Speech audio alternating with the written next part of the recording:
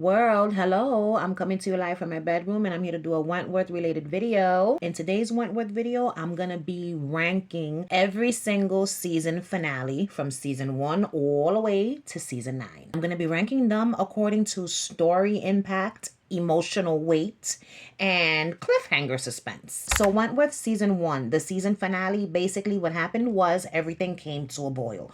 Throughout the entire first season, we saw what was happening with B. Smith. She was beefing with Jax, you know what I'm saying? She was beefing with Frankie, and it all comes to a head when her daughter is killed. So Debbie is killed by Jax's son, Braden. Season 1 ends with B. Smith confronting Jacqueline Holtz, and Jax is egging her on, and B. Smith stabs her with a pen in the neck. And then she gets escorted down to the slot, I'm assuming is where they took her.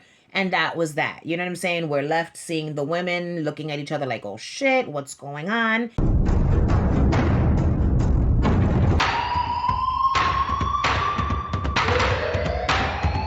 And so it was a very powerful season finale, if you ask me. So let's talk about the story impact. For me, on a scale of 1 to 10, season 1 had a very good story impact. B. Smith, a battered woman, you know what I'm saying, tries to kill her husband, gets caught in the process, ends up in jail, and then her daughter dies. And then she gets retribution by killing the woman who ordered her daughter's murder. You know what I'm saying? It was fucking wonderful. I'm gonna give it a 10. As far as emotional weight, again, 10 points, because this was one of the most emotionally charged seasons, if you ask me. One of them, not the only one, but one of them. When it comes to mother and daughter relationships and a mother losing their child, it doesn't get any more emotional than that. You know what I'm saying? So this also gets a 10.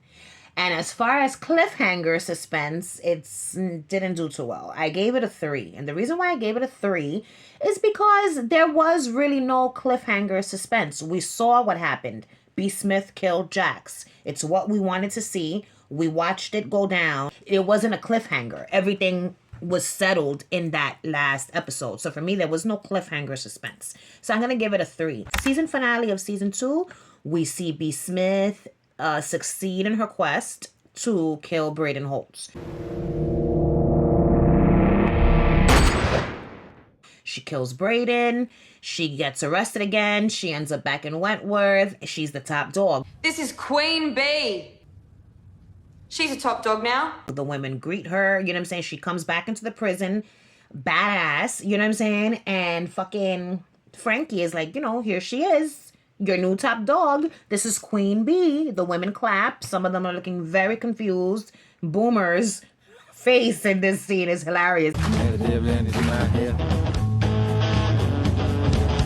It was just a really good action-packed episode. So as far as story impact goes, the story impact, I gave it a 10. I gave it a 10 because we are continuing the journey of B. Smith, you know, getting revenge on those that harmed her and harmed her daughter. You know what I'm saying? You know, she's going through the ups and downs from the beginning of the season. She's depressed. She wants to kill herself. And then she finds light at the end of the tunnel. That light being the rage inside of her and the want to kill her daughter's assassin. Coming up with this grand escape plan, okay, so that she can escape the prison so that she could kill Braden.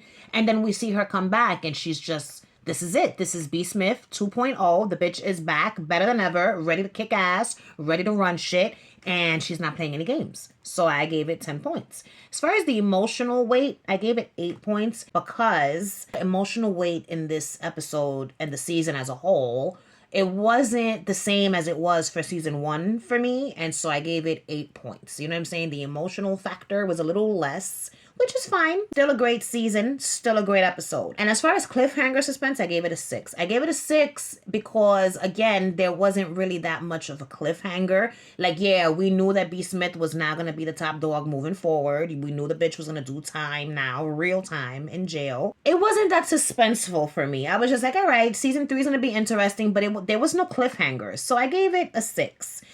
You know, why did I give it a 6, but I gave season 1 a 3? Oh, I'm going to tell you why. The only cliffhanger suspense that I got from this episode was, how is B. Smith going to navigate being the top dog in Wentworth? You know what I'm saying? Like, this is it. Now, come season 3, she's really gonna be the top dog. So season 3's season finale. Oh boy, was this a good season finale. So much happens. First of all, baby Joshua is kidnapped by a lunatic named Just Warner, okay? Then he's rescued by an even bigger lunatic named Joan Ferguson. And then the bitch starts a fucking fire in the prison, trapping herself and baby Joshua, leaving B. Smith and Frankie to rescue her. Will Jackson saves Joan Ferguson and hands her over to the authorities, where she is placed in handcuffs, okay, and taken down the road. I don't know where they took her. They probably took her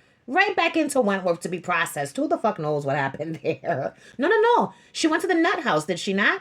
Joan Ferguson went to the nut house after that for a little while, okay? Frankie gets freed, you know what I'm saying? Fuck this place! Freedom is hers. And then what happens? At the very end of the episode, we see Kaz Proctor entering the halls of Wentworth via the yard, okay? B. Smith looks at the bitch. Kaz looks at B. She does that whack-ass motion of her, you know, I'm gonna slice your throat, bitch. And the season ended. And I was just like, yo. So as far as story impact, I gave it a 7 because for me, I wasn't really impacted by this story. I was glad that Frankie was freed. I was glad to see B. Smith be a badass bitch as top dog. I loved her shaved side hairdo. It was very fitting. But the story impact for me wasn't that impactful. And so I gave it a 7. As far as the emotional weight, I gave it a 8 because it was very emotional for me to see Frankie be freed and then meet up with Bridget on the outside and see them just get together. I loved that. So I gave it an 8. And then as far as cliffhanger suspense, I gave it a 7. Reason being because of Kaz Proctor. You know what I'm saying? This bitch, we all knew how B. Smith double-crossed her. Get me the information and I will give you the permission to beat some ass, right? And then at the end, she says, fuck you. I don't give a fuck about you or the red right hand. Bitch, what the fuck is wrong with you? A deal is a deal. You know what I'm saying? So when Kaz ends up in prison with B. Smith, does that whole thing, I was just like, oh shit. B. Smith better watch out because come season 4, it's going to be on and popping because Kaz did not come to play. So season 4's season finale. Oh, God. In season 4's season finale, the unthinkable happens. B. Smith is killed, okay, by fucking Joan Ferguson. Allie gets hot-shotted by Joan Ferguson in the showers in this episode. You know what I'm saying? We all thought, B. Smith included, that she was gonna die, okay? She should have died, if you ask me. There's no... Anyway, whatever. Long story short, the bitch didn't die. She lives. B. Smith closes her eyes in death. Allie Novak opens them.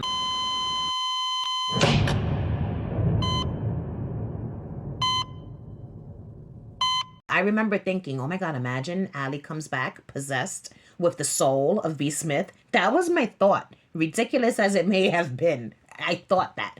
It didn't happen. But wouldn't that have been kind of cool? Like kind of fucking supernatural type shit? I don't know. I think if they would have added any supernatural elements to Wentworth, they would have brought the show down. The death of B. Smith, man. Oh, it affected everyone in different ways. I was affected by it, but I wasn't that affected by it. I was just like, how the fuck is the show gonna work moving forward when B. Smith was like Wentworth? But then as the seasons go on, I realized B. Smith wasn't Wentworth. It was Boomer all along. Boomer was Wentworth, all right? Season 4 story impact, I gave it a fucking 10, all right? B. Smith falls in love for what seems to be the first time. She busts her first nut ever, okay? My God. Emotional weight, 10 points for everything that I have just said, okay? And as far as cliffhanger suspense, I gave it a 7 because it was suspenseful, because now you're left with like, shit, the death of the top dog, and not just any top dog, B. Smith, all right? She died. Allie's alive. We know Joan's going to be going back into Wentworth. Allie's alive. She's going to want retribution, revenge of some sort. So I felt like the cliffhanger suspense was really good, even though like the main event had already happened, which was B. Smith's death. So now moving on to season 5's season finale of Wentworth. In this season finale, yo, the whole escape plan of Frankie and Allie that goes left. You know what I'm saying? So Frankie's escape is a successful one. Doyle! Joan Ferguson's escape seemed to be a successful one until we see the bitch getting buried alive by Will Jackson. I am in here! When Joan Ferguson loses her shit in that box, it was everything, okay? When she was like, I am in here. I love that. Like, bitch, you think you don't know that you're in the box? He knows you're in the box, which is the whole fucking reason why he's burying you, bitch. But yeah, so, Joan gets buried alive, Frankie escapes, and I just thought it was a great ending to this season. The whole fucking season, man. Joan was just on some shit. She flips out in the yard. They string her up from the basketball hoop. She calls them pigs, incapable of fending for themselves. Pigs drinking from the trough or whatever the fuck. Whatever it was that she said. Without me, you're nothing more than pigs! Filthy, filthy pigs! With your snouts in the trough! As far as story impact, I gave this a 10 because this season's storylines and shit was so fucking good. As far as the emotional weight of season 5, I gave it a 9. There was a lot of emotional weight in this season and in the season finale.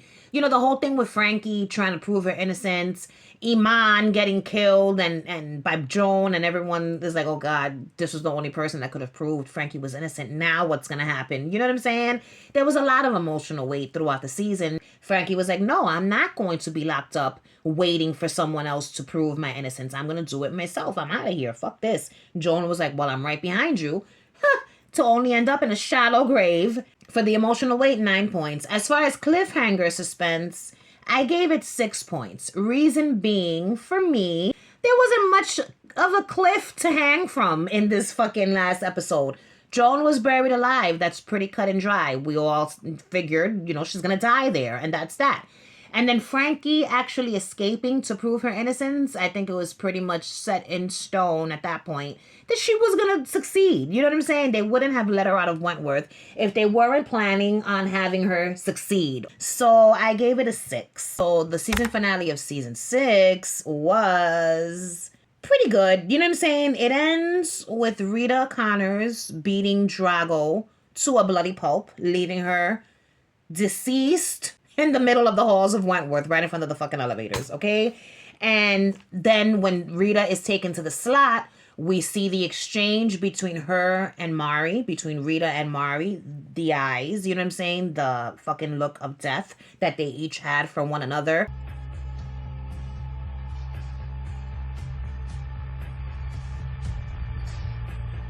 Mari breaks the SIM card, the memory card, and shows it to Rita like, bitch, this is what you wanted? Bloop. Now you're never gonna get it. You know what I'm saying? So as far as story impact of season 6, for some reason I wasn't that impacted by the storylines in season 6 as far as Rita, Mari, Ruby, the killing of Danny Winter, and Rita, trying to save Ruby. I think the most thing that impacted me about season 6's storyline was the fact that Rita was an undercover cop in jail and nobody knew about it. I was like, yo, that right there, when the women find out, it's going to be problems for Rita. So I gave it a 6.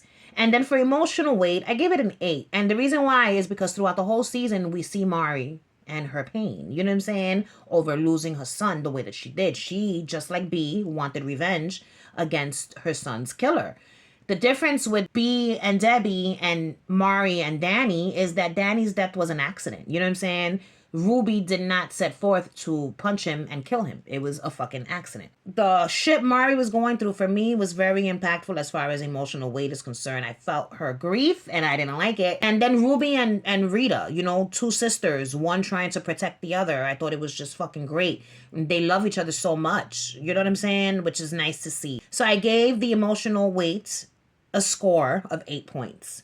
And then for cliffhanger suspense, I gave it a 7 because at the ending of that season finale, that comes season 7, there was going to be some major fucking beef between Rita and Mari, and that was enough of a cliffhanger for me. Like, oh my God, I can't wait to see what happens next season with these bitches. Season 7's season finale. What happens there? A tragedy happens there. Elizabeth Birdsworth dies. I'll never get over Lizzie no longer being with us. You know what I'm saying? I feel like so many things happened that contributed to what ended up happening to Liz. It did not have to be this way, you know what I'm saying? But it was. So our beloved Liz, she dies at the hands of Boomer in the mercy killing. Vera gives birth to baby Grace, and the revelation that Joan Ferguson, the freak, is fucking alive, all right? That's what happens in season 7's season finale. Rita gets taken to fucking protection. She sees Joan. Liz dies. All these things happen, and it was just too much for me, okay? The song at the end that they're playing when Rita's leaving Wentworth and going to the forest, too much. I just can't take it. But also the most exhilarating one of all season finales, because we got to see that Joan was alive. Bitch, you got buried alive. How the fuck are you standing in the shadows warming up in front of a fire? So as far as the story impact of season 7, I gave it a 9. We had the siege. We had Boomer in prison with her mother. We had Boomer's mother being killed. Costa got what she deserved, even though she didn't really deserve death. She just annoyed me as a character, so I was fine to see her go. It was Rita joining forces with Will to take down Sean Brody and the others. Allie killing Sean. You do as you're told, you stupid. Let's not forget Mari. In the moment where Mari was going to go and slit Ruby's throat, Rita comes to stop her, and Mari hits her or does something, and I believe, if I'm not mistaken, Rita ends up on the floor. And I was like, oh shit, Mari, let me fucking find out. You got some strength behind that little body of yours, you know? But you mustn't judge people based off of their size.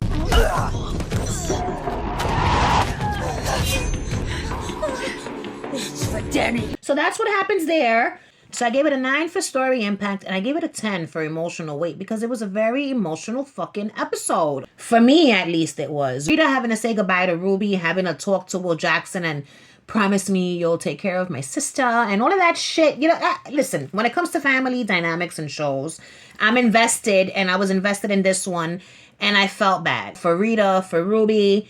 So for me, there was a lot of emotional weight hanging on this one. The whole thing with Mari still trying to seek revenge for her son's death. Will Jackson getting his heart broken when he finds out that Mari is behind the siege. Like, the emotional weight in this episode was through the roof. I gave it 10 points.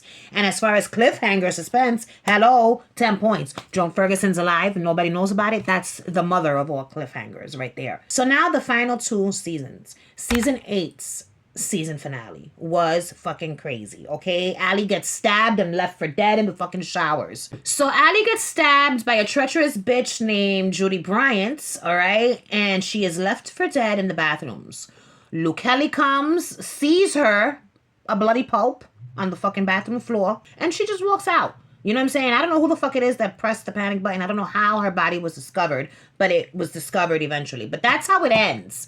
And I was just like, yo, Judy Bryant stole Luke Kelly and Reb's money for the top surgery and then goes on to fucking try to kill Allie. So as far as the scores, the story impact, I gave it an 8. Actually, no, I'm changing that. I'm going to give it a 6. I'm going to give it a 6. Because the story impact was not that impactful, even though it was very impactful. For me, there were other seasons where the storylines were just so much more impactful. In season 8, we had Allie trying to figure it out as top dog. Lou coming in on some shit, you know what I'm saying, with Reb Keen's whiny ass by her side, all right? I gave it a 6. And those are just my thoughts. So as far as the emotional weight, I gave it an 8. You know what I'm saying? Because nobody wants to see Allie stabbed on the bathroom floor.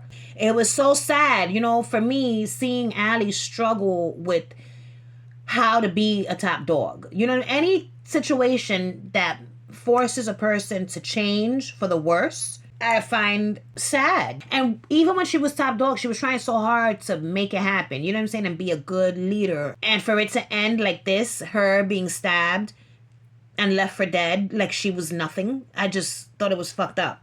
So I gave it an 8. And then as far as cliffhanger suspense, I gave it a 7, because for me, it wasn't that much of a big cliffhanger. You know what I'm saying? She got stabbed. We knew she wasn't going to die. At least I knew she was. I didn't think she was going to die. I didn't know. But I didn't think she was going to die. I just thought she was going to go on to be paralyzed. You know what I'm saying? Which is what ended up happening. And so now the final season finale ever of Wentworth, which was season 9's season finale. And what happens? What happens here? What happens here is that the prison is blown to bits. Not the whole prison. We already know, just a small section of the prison. So a small section of the prison is blown to bits, right? But my precious baby love Luke Kelly. That bitch don't play no games, okay? Listen, she's not gonna half-ass anything. If she's gonna do it, she's gonna do it big. Mad people die. And Judy's treasure. Good riddance to bad rubbish, okay? They die. Fucking Mullet dies, which was a shame. A couple of officers and a couple of other people, I think a nurse. Allie saves the day by getting the cell phone, which meant good news for Ruby and Rita. Luke Kelly tries to escape, but doesn't because Rita Connors thought she was still a fucking cop. Bitch, if you wanted to be a cop, then you should have stood a cop. Don't think that now that you're not a cop, you can just go around doing citizens arrests, okay? I don't know if y'all know that, but like, even if you're not a police officer, you have the right as a citizen to place somebody under arrest. You're like, this is a citizen's arrest, and you can do whatever you need to do to stop them. But you got to make sure you call 911. Be like, yo, I have just placed someone under citizen's arrest. Get your ass here as fast as possible. So it ends that way. The people that needed to be apprehended were apprehended. The people that should have survived. You know what I'm saying? We knew Boomer was going to go on to live a happy life with her baby that was in her belly. And Gavin, there was hope for Ruby to be released. And for Rita, as well as some charges to be dropped against her. Allie had come to terms with her situation. Jake and Vera somewhat mended, their shit. Will was just in a good place overall. Oh my God, I love Will. I just want to give him a hug. I want him to give me a hug. I just need a hug. Okay? I think that's what it is. I need a hug so bad I'm willing to take it from whoever gives it to me.